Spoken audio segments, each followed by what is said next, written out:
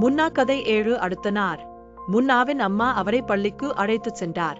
பள்ளிக்குச் சென்றவுடன் ஆசிரியையிடம் கேட்டார், நேற்று என் மகனை கடித்தீர்களா? ஆசிரியை சொன்னார், இல்லை, அவன் ஆழ்ந்த தூக்கத்தில் இருந்தான், அதனால் மெதுவாக குச்சி கொண்டு எழுப்பினேன். ஆனால் முன்னாவுக்கு என்ன நடந்தது என்பது நன்றாக தெரியும்.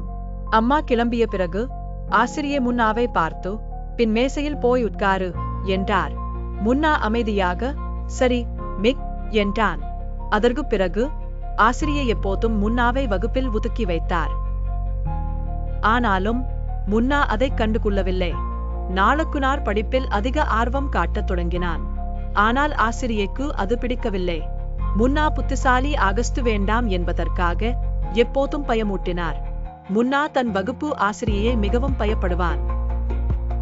ஒரு நாள் முன்னாவுக்கு சிறுநீர் போக விரும்பி இருந்தது. ஆனால் ஆசிரியரிடம் கேட்க பயமாக இருந்தது.